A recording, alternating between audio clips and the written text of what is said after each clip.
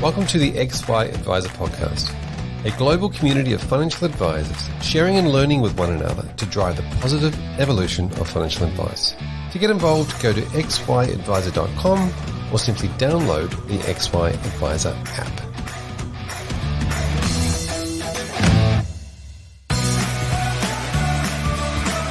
This podcast is proudly brought to you by Astute. Provide valuable goals-based advice using simple-to-use online client data collection tools, have values and goals discussions, conduct live modelling, produce file notes, strategy papers, SOAs, and automate compliance.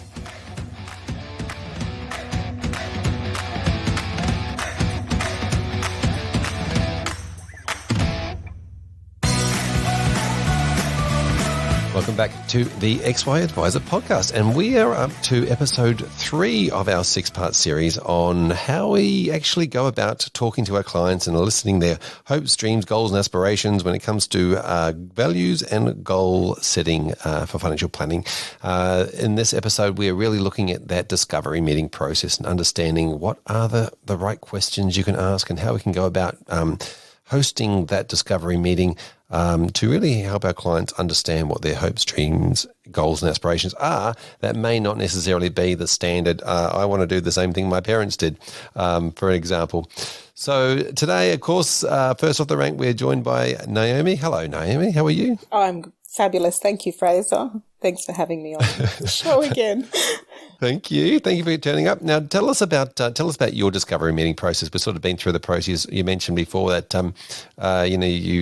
you've gathered the data before this meeting for the clients before they come in. So tell us about how that meeting is structured for you. What happens when the whole thing from maybe let's start right from the beginning of that meeting. How people are then confirmed to turn up or where they turn up to. Okay, so we use Calendly to book people into meetings, and that sends out an automated reminder. So we're finding that to be very effective in ensuring people turn up.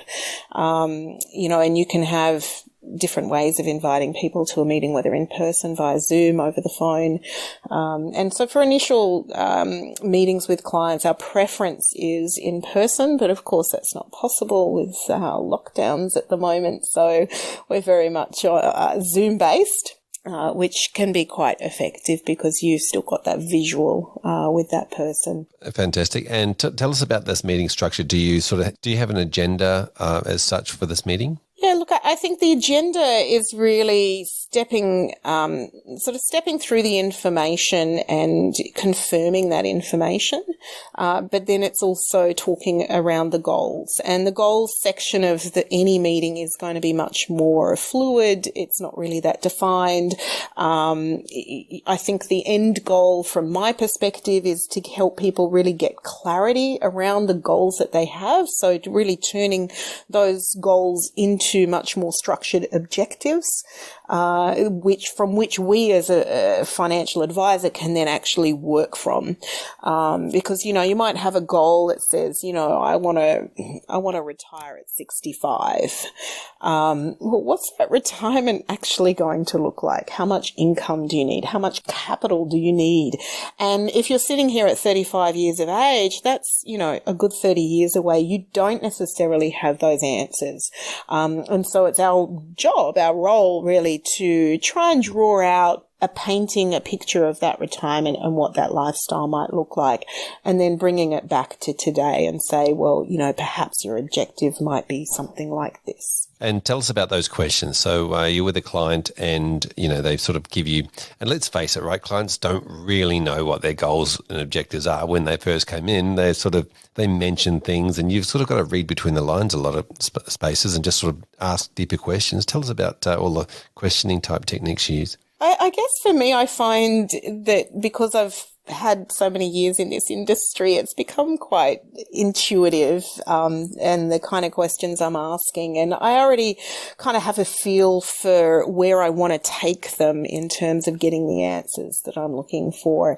And so, look, it's a lot of open-ended questions, and what does that mean to you? And why is that important to you? And, if that's where you want to be, why is it that you want to be there? Just very open-ended, getting them to really think about why it is they're wanting to have that particular goal and what that means to them. Yeah, to me, even though you're not staging this, there is sort of the higher level, value, goal, purpose, not goal, but value and purpose type conversations first, higher level, before chunking down into more specific questioning around the quantifiable features of a goal, how much, by when, those sorts of things. Yes. And so when you do that, is there a process as you go through, then you have to start looking at prioritizing those goals? Yeah, absolutely. Sometimes the priorities are really evident because it's brought on by, as we've previously talked about, by a specific event, and that specific event is driving the priorities of the goals. Other times it's not as clear cut, or there's conflict between the goals. It's like, well, yes, you want to achieve goal A, but you can't then also achieve goal B because of your financial circumstance. And so it's a matter then of, talking through the priorities of those goals, and what becomes more important than something else, and then talking through perhaps some sacrifices. And people don't people want to have their cake and eat it too. And so it's about bringing a level of reality to the situation and saying, look, if you want to get to goal A, and therefore you may not be able to achieve goal B now, but we can put something in place that will lead you towards being able to achieve goal B at a certain point down the track. And so, helping people to prioritize what's most important. During that very first meeting, though, is some of the idea not to actually put too many parameters around these goals, and I guess the modelling would come after that you go away and do it post that meeting, and then start looking at the modelling, whether that's actually doable or not doable, and then having to come back and have these conversations, which I probably think we'll get to in the next episode. But just on that goal, the idea of finding out what somebody's goals and hopes and dreams and aspirations might be. How many do you look at thinking, in my opinion, there's sort of the idea of, there's the big ones, but then there might be a whole lot of smaller ones that we can start thinking in, shorter term ones, rather than just only having one sort of big goal. What are your thoughts on that? Yeah, look, I always talk to people about needing to focus on the different areas of life and through different time horizons. And absolutely, you've got to have your short-term focused goals where, that helps drive you to keep moving forward, right? I want to buy a car in 2 years' time because of X, Y, and Z reason. Or, I want to have X amount in emergency funding or savings or what have you. They're shorter-term goals. Or, in my mind, the risk insurance packaging is all very much set it up in the right now, today, short term, and keep funding that through. And then you've got medium term goals. Some people say, look, I don't want to be working until I'm 65 and can access my superannuation. I want to be able to get to it when I'm like maybe 50. And so you're going to have a much more medium term goals that fit within a shorter time horizon and doesn't look all the way out to retirement. And then, of course, your long-term goals of retirement. So in this first discovery meeting, are you just primarily looking at the idea of just trying to get all those goals out of their head? Generally, yes. So most people already before that discovery meeting have flagged a whole bunch of things that are important to them, and they're very broad based and just basic kind of, I want to buy a car, I want a comfortable retirement, I want to buy, I want an investment property, I want this, I want that. And so you've already got this full list of stuff. And then you have to kind of work through that with them, prioritize them, chunk them into the short, medium and long-term buckets and really give some clarity around what it is they're trying to achieve, and then therefore where do you start in terms of being able to help them tick the boxes to achieving those goals. Yeah, exactly. And I think I also find that's probably very easy for for planners to go along the concept of, I need to find a goal that's got calculations requirements and a strategy that I can help you achieve that. Otherwise, I don't feel as valuable to you as others. But I also think that people have goals that don't necessarily always include financial aspect or financial strategy requirements. Yeah, absolutely. And I find that a struggle for myself, where I've had some really wonderful conversations with people, and, because I think I've got the background that I have, I do want to help people, and it's not always based around numbers. There are, conversations that I've had where I've helped them resolve a situation or allowed them to make a different decision around something towards a particular goal that I haven't had to do any modelling for, and I haven't had to put something, in place like an investment or what have you, because it's nothing to do with that. And I hope people value that about what I can deliver and bring to the table and conversation. And then, then there might be strategic advice around a particular event and scenario where you are doing a bunch of modelling, but then it's not in their mind or in their interest or in their desire to actually have an ongoing advice relationship with you. And so you're just providing event advice, which is challenging for the business model that we have. And so it's not something that I really want to seek out in terms of clients, but at the same time, I don't necessarily want to turn people away when I can, provide them with that strategic advice and that modelling. Yeah, fair enough. And what about when, I guess you probably have seen this a few times, when people just looking for permission to go and do the thing, and might be what you think might be fairly minor or not so much, but maybe they can afford it, but they just don't want to go and reach out and take the plunge, and then they come into you and they're looking for just for the tick of okay. Yeah, it's interesting because on the one hand, it might be something that, absolutely, you think, man, just go and do that. I give you that permission as a professional expert. Here's my opinion. The thing you've come up with is amazing. And, and I've actually had conversations like that recently where I'm like, oh my God, I'm so proud of you. You've got to go do it. Just take the plunge, spend the money, or, make that investment, whatever it might be. This is your path. I'm here to support your journey. And as a professional, it's cool to go ahead and do that. And on the flip side, then I've also had people come to me and say, I'm thinking about doing this, or I want to do that. What are your thoughts around it? I'm like, that's such a bad idea.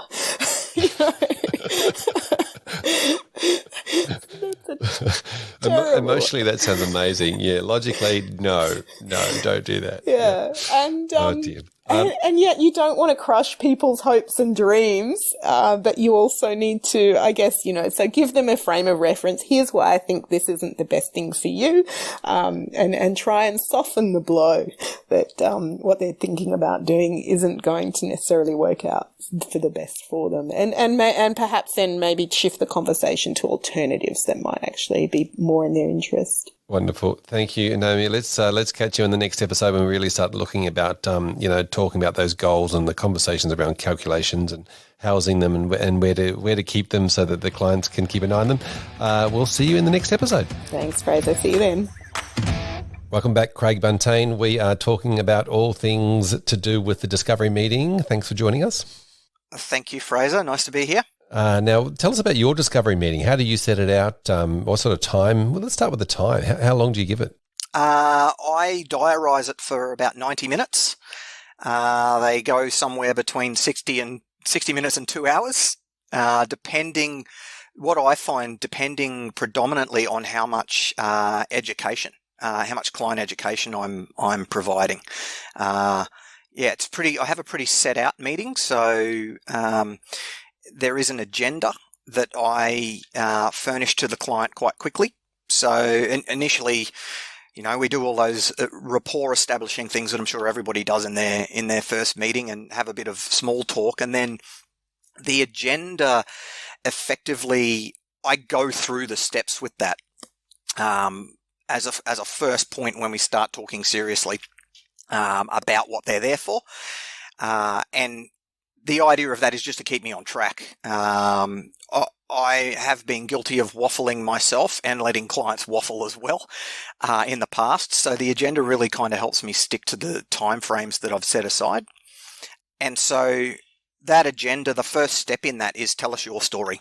I want to hear what I haven't already received back from the mini fact find, because the mini fact find is generally numbers with a few objectives in it.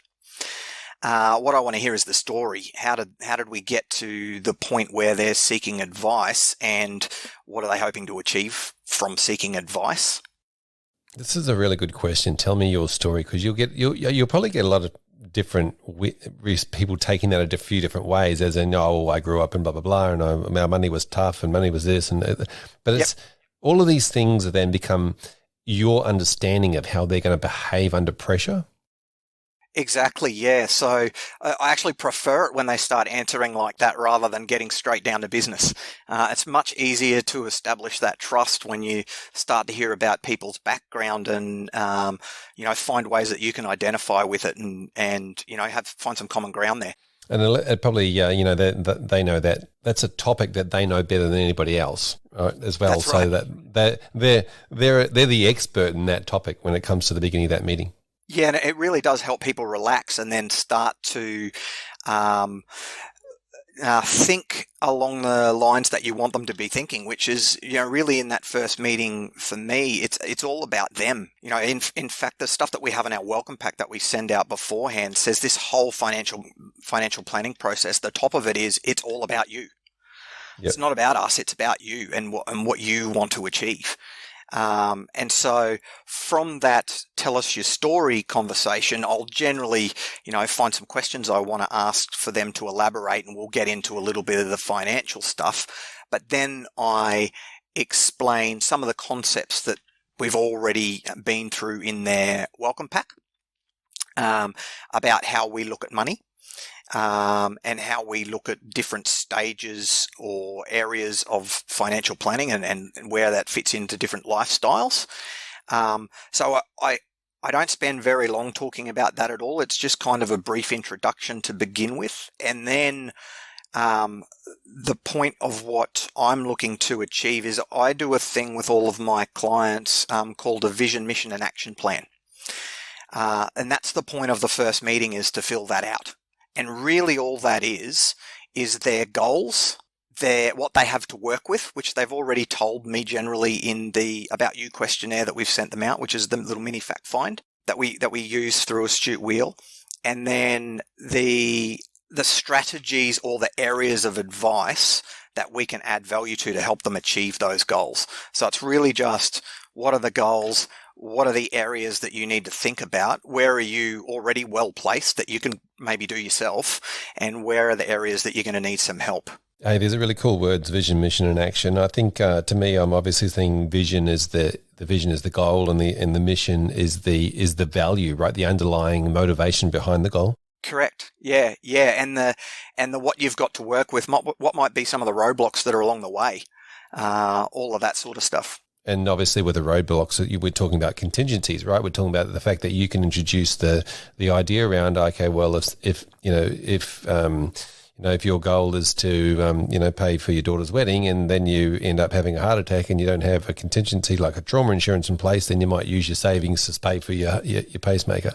That's exactly right. Yeah. Yep. So roadblocks can be all of that sort of stuff, but it's quite often it's also stuff that they haven't ever thought about. Like most people have got in their mind, insurance is an illness or injury is the biggest roadblock to them, but they don't think about things like, well, what happens if your parents get sick? Or what happens if your kids get sick? Or what happens if, your brother or sister develops a drug problem? Do you want to have funds set aside to help those people out, or how would that change your situation? Yep. Yeah. Fantastic. So you can also, you do introduce a whole lot of different things that they haven't thought about then in that case. That's exactly right. And then I'm thinking the action plan really just comes back down to you saying, well, we can help you with the action plan in the next few meetings or the implementation of those with advice. Yep. Yeah, exactly. It's really going through those 6 areas of advice and saying, look, I think we can improve your situation with, a super strategy here and a risk insurance plan there and all that sort of stuff. Yeah. So that all takes place in the following meetings. So just inside this discovery meeting, you've done some amazing work there. You've told this story. You've got some more information. You go through the vision, mission. Let's say vision, mission are the main parts of that. Yep. And then, and how do you finish that? And how do you leave that meeting from there? Well, I suppose before that, the way that I do the goals is there's a great goals tool in Astute Wheel. So I'm using online software with them, so it's very visual. They can see, what it does is it brings in what they've put in as their raw objective, and it allows me to have the conversation and notarize the conversation about every goal that they've brought in. So that's become very important in this really compliance-driven world, that the goals we're delving into, but we're also getting a record of it. So that's really good. And then they have a document called an initial engagement. And that document basically sets out the areas of advice, and we just make a few ticks and crosses on it. It's something that I just print out in the meeting, make a few ticks and crosses on it as to the areas that we're going to review and cover, and whether there might be advice going forward, and what the fee is going to be for that. Fantastic. And probably leads us into the next episode when we really talk about how to house these goals and have those conversations. So we might pick it up in the next episode. Okay, excellent. Welcome back to this episode, Cate Americano. Thank you, Fraser. Thanks for having me. Yes, you're welcome. Now, we're right in the middle of a conversation around, eliciting goals, eliciting values, getting the great questions that help clients actually understand what their values are. Understand what their goals might be, and put the really around the emotional side of it too throughout the discovery meeting. What have you seen with the advisors that you're working with that works well during the discovery meeting? This is my actual favourite part of the meeting or the whole process, is because you actually get to ask the really the meaningful questions that can create quite a emotional response. So the ones that are doing it well, it doesn't need to be complicated. That's the first thing I would say. But what you do need to be able to do is to ensure that you take your time, create a really safe space for the clients to be able to respond, and just listen and show that you care in terms of that. So what I would say, there's a few different ways that advisors can do this. You can either use a values matrix and get the clients to go through the process and complete that.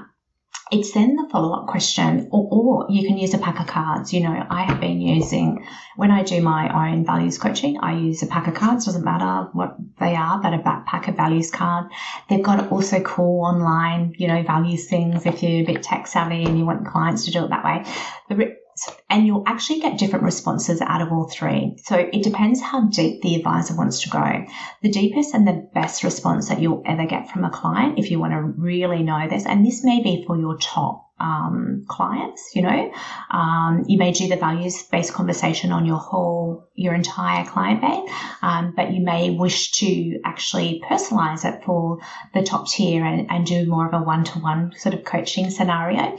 The reason that the difference between the two is when you do something like I've got like a values grid here, what you're getting is you're not getting to see what they're trading off, what values they're trading off. And there's enormous insight in that itself, right? So when you see somebody struggling, because this is a pack of like 56 cards, and when you see them struggling to find their trade-off to 25, their trade-off to 10, they get right down to the top 5. You get to see the way they make their decisions, right? And so how you then take that value is then how to take something from being just interesting and knowing your top 5 values to actually making it valuable is by asking these couple of questions after it. And the first thing is what is that definition of that value to you? Because even though that you and I might both pick a happiness value, how they define it is absolutely critical, because it's personal to everyone, and we'll all have a different response to it. So I asked them, first of all, to say, please, let's now that you picked the top 5 values, the first one is align the top 5 values in order of priority, right? And even in that can create an emotional response for people, because they can actually sit there and they might go, and particularly for mums that are kind of coming out with families, because they actually will sit there and they'll go, I actually want to be able to put myself first or try and do a bit of self-care, but I'm struggling with the trade-off between that and family and other things, right? And this is really important in terms of that mindset shift and being able to be the best to yourself and best to others and all the rest of it. So yeah, the first thing is obviously prioritize it 1 to 5 and then define it. And then I get them to rate it. I get them to rate it out of 10 and I say, so let's now look at it and how well you're actually living in alignment with that value. And they'll say, oh, it's an 8 out of 10, it's a 5 out of 10, and so we get a really good sort of system around that. And then my follow-up question from that is, what's one action that you could take this year that will get, be greater in alignment, or that would help you to live more in alignment with that value? And that's when they go into the action around that. So, they actually detail, I could, for my health, I can be, walking every day and 10,000 steps a day, or for my finances, I can be putting away this, or for my relationships, I can spend some time on myself.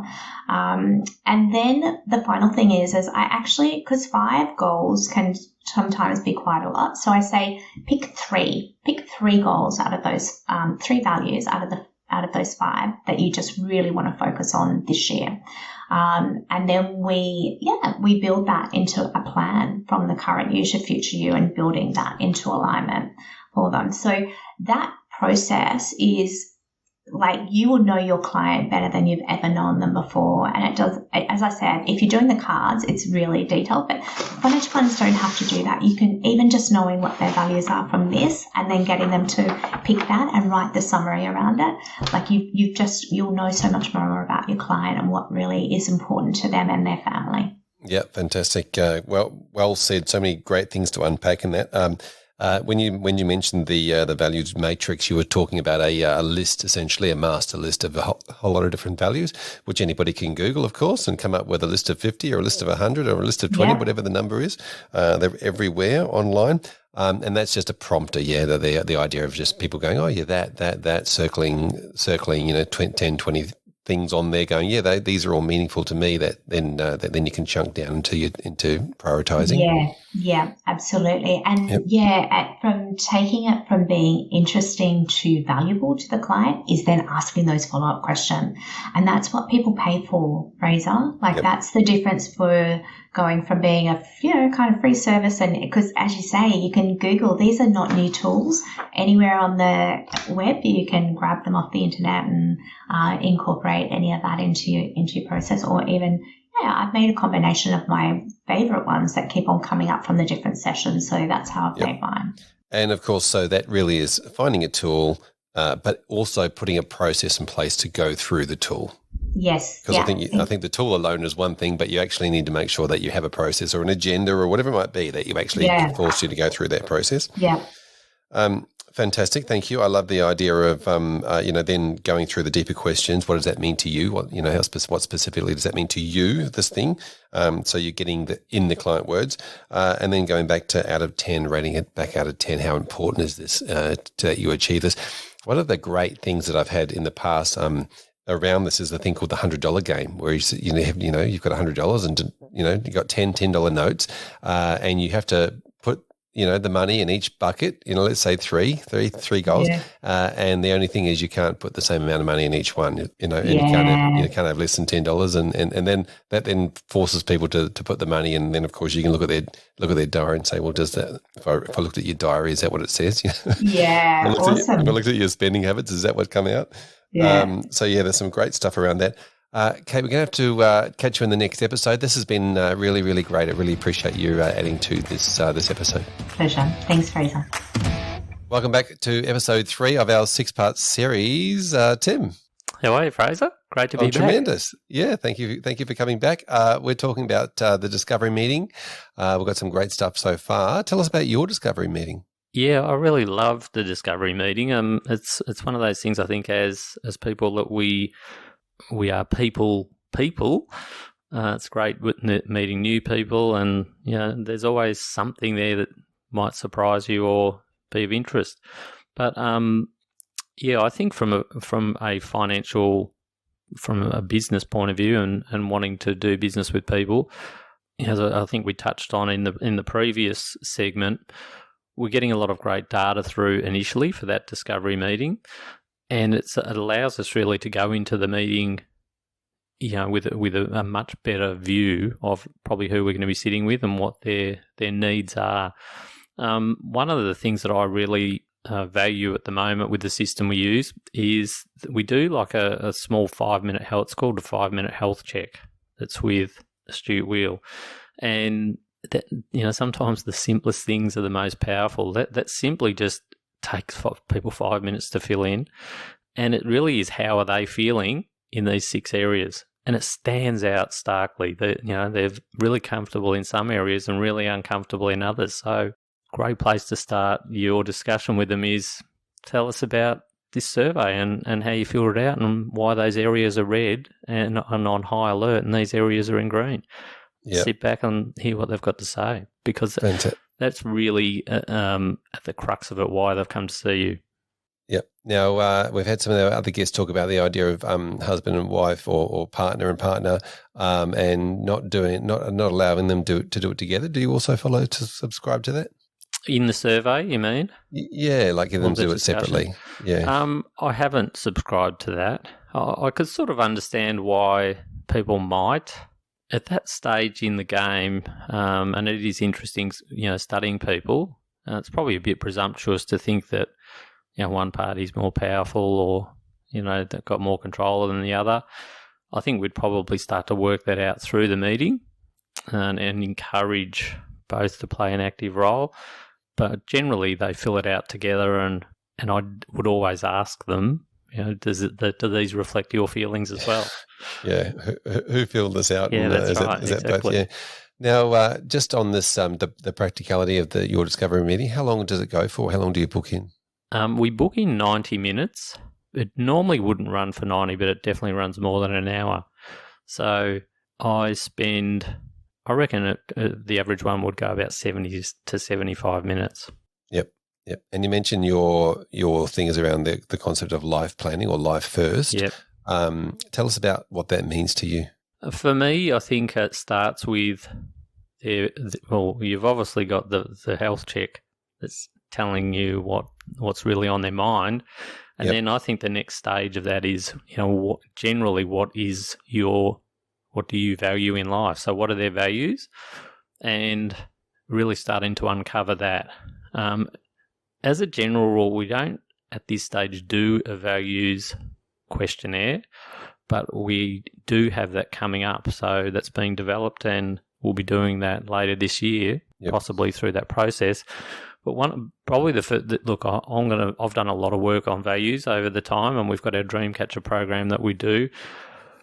90% of people have these 3 values really, really high up. When you start with 20 values and say narrow it down, and they then narrow it down to 3, 90% of people are going to end up with health, family, and financial well-being. And so I generally talk to them about those things as a general rule in the meeting and hear what they've got to say.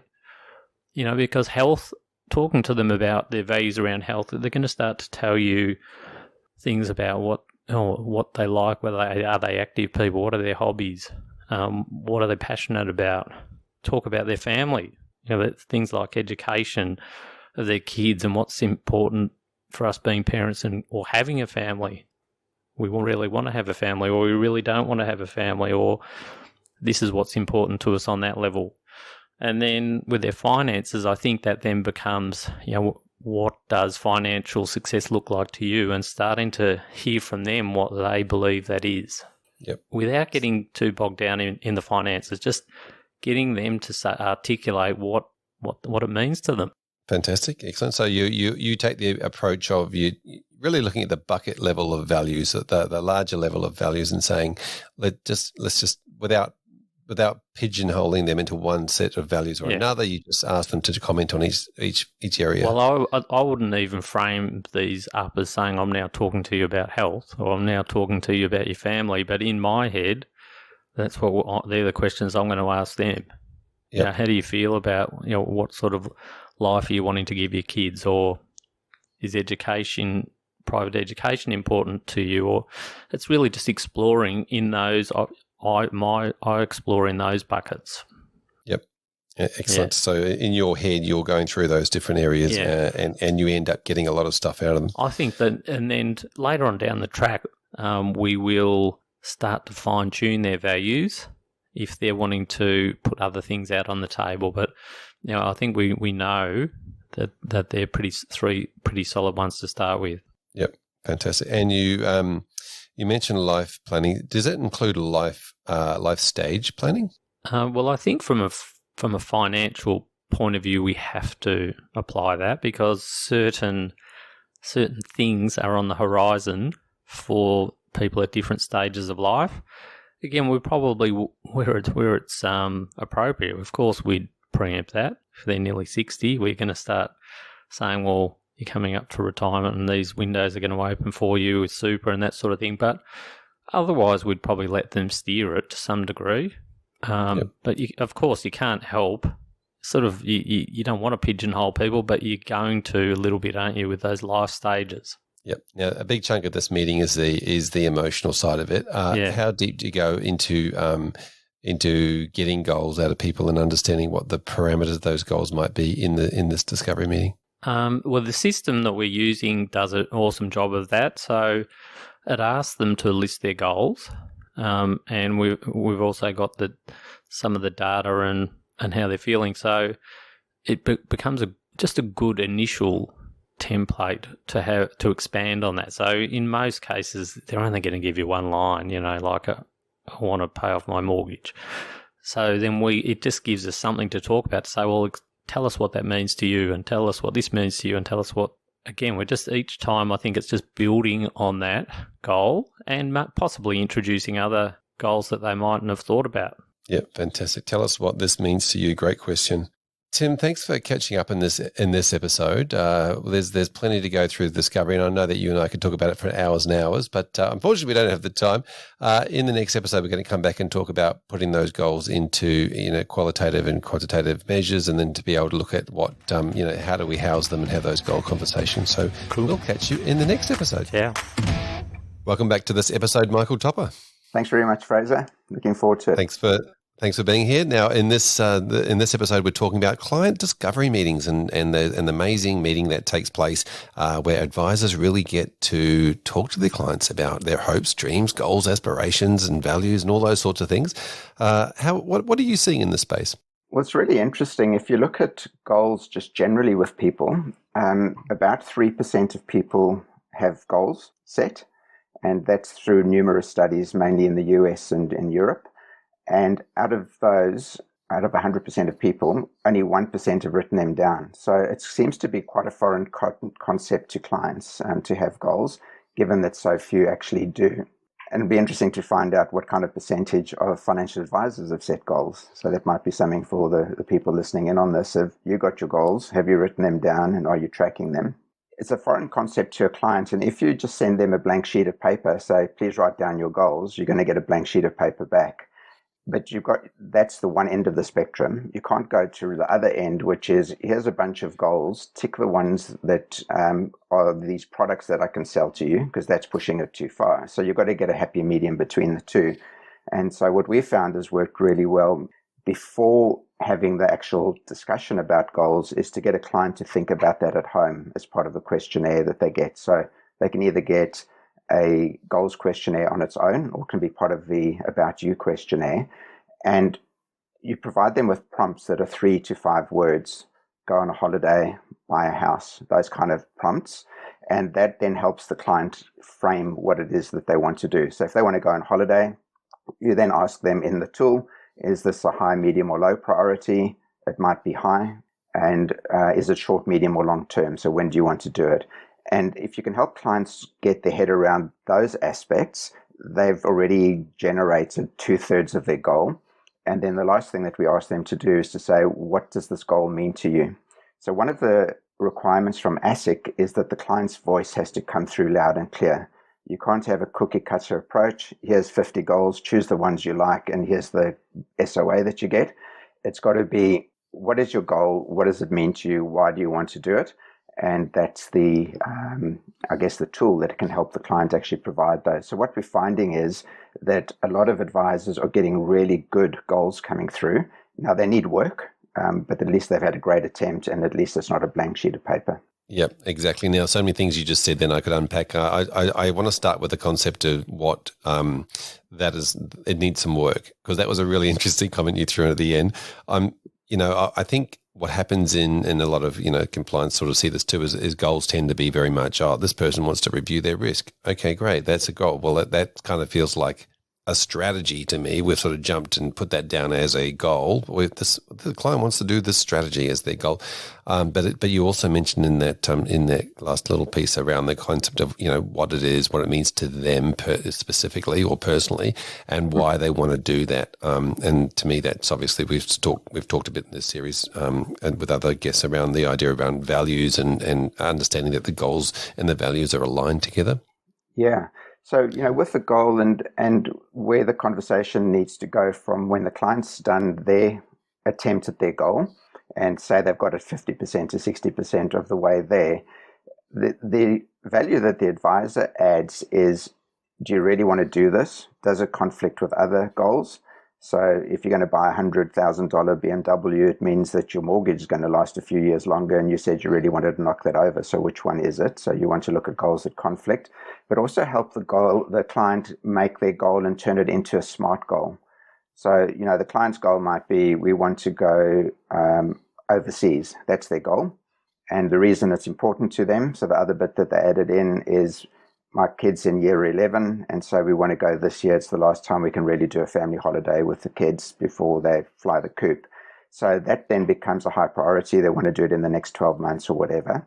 But then to add it and to turn it into more of a SMART goal. And that's what you do face-to-face with the client, whether that's via Zoom or in a face-to-face meeting. But it's making the goal more robust, so it's more measurable and achievable, and to see whether it is achievable and realistic, because sometimes people have goals that aren't realistic and they need someone to go, hey, I think this one may be out of touch, out of reach. Yeah, exactly right. There's so much we can get into that. Obviously, yeah. My ideas around this is, having that like the SMART goal is important. Having that idea, that thing, then putting some parameters around it, putting some milestones around it, then understanding if it's achievable, and then making it specific and measurable and all those types of things, which is really important.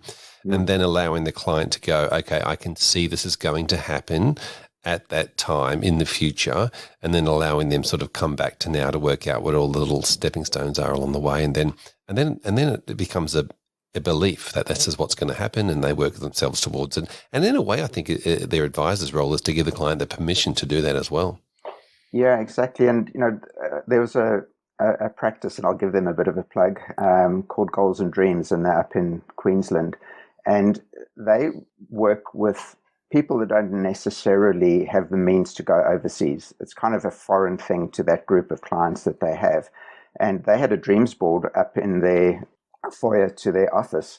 And what they would ask clients to do is, we'll help you go on an overseas trip, but you have to send us a postcard. And so we can stick that up on the dreams board. So when other new clients came in and they said, look, if one of the things they want to do is to go overseas, well, that's achievable. Let's go and look at some of those postcards. These are all our clients that couldn't necessarily go overseas, but these are the fantastic holidays they've been on. So it helps them get their head around that. And I think the second thing is, if you're going to have a framework to help a client figure out what their goals are, when they get that information back to you, you also need to think what's missing. And so that's where this feeling find or 5-minute health check becomes really powerful, because they might have put down in the 5-minute health check that they're really concerned about their insurance, but they don't have that as a goal. So when you have a discussion with a client about, you concerned about your insurance, why?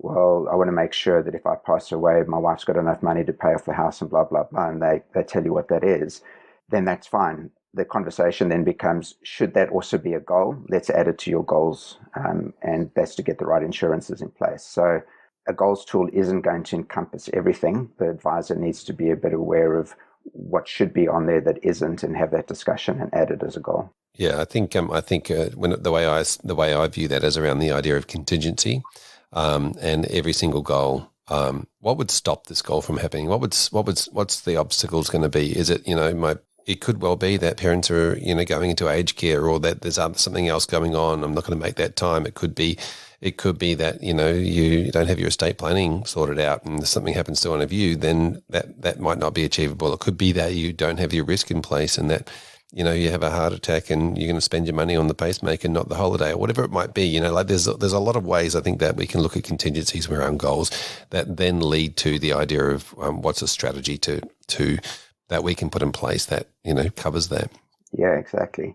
And the other thing that you mentioned is values. And so if 3% of people have goals and 1% have written them down, guess how few have got their values sorted out? So there aren't that many tools around to help people understand their values. There are playing cards that you can purchase and you can go through with a client, and that seems to work pretty well for some advisors. But we recently have built a values tool to help clients get their head around their values. And the value of the values tool is that it kind of keeps the client honest, and it gives them a view of what their values are in priority order. And once you have your values sorted, it makes decisions easy, because all decisions get measured against your values. And if they're in conflict with your values, you don't do them. And it also helps the advisor keep the client honest, because the client might say, the most important thing to me that's right at the top of the pile of my values is family. You go, are you sure? Yes. Well, how come you don't have insurance? So either your value is wrong and you've said that it's really important to you that your family is looked after, but that's conflicting the fact that you don't have insurance. What happens if you die tomorrow? So do we change your value because it's not correct and money is more important because you don't want to pay for insurance? Or do we add insurance to your goals? And that becomes a very powerful conversation to have with clients as well. Yeah, it certainly is. And I having been through a lot of work over the last sort of couple of years on values and understanding how to, it's not that easy eliciting your own values. And my challenge is out there to any advisor listening to this, go ahead and try and work out what your own values are. And sometimes it's not an easy exercise to just dive in and there they are. Sometimes it actually takes a lot of time. I know from personal view, I sort of thought, my values are this. And then really diving deeper and deeper, I've sort of worked out that they're kind of that as well, but they're this other thing, and this is actually more important. So it wasn't an instant gratification moment where you just go, here they are. It was a bit of a work in progress for me personally. Yeah, now they are tough to get your head around. And what's interesting is in family dynamics is that quite often, say, a husband and wife are going to come up with 5 or 7 values. There'll probably be an overlap of 3 or 4, so 3 or 4 that are the same. But what really is interesting to them is that their values are in a different order. So what's my number one value may not be what your number one value is, and that's great. So get them to do that exercise separately and then come together and say, we've got 10 values between us. Let's come up with an order which is in the correct order. And we did this quite a few years ago, probably 2010, as a family, with our kids. And kids actually figure out values a lot more easily than adults. They nail it quite quickly. But if you do produce something like your values and frame it and stick it up on a wall, your kids can call you up on things.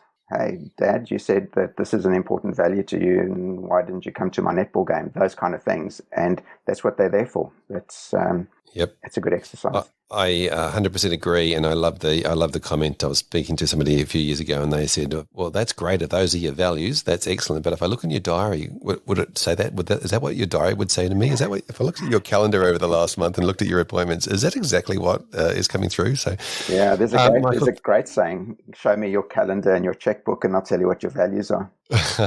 Fantastic. Let's leave it at that. That's an amazing session at a discovery meeting, and we'll catch you in the next episode when we're talking about housing goals and having advice conversations around them. Thanks, Michael. Fantastic.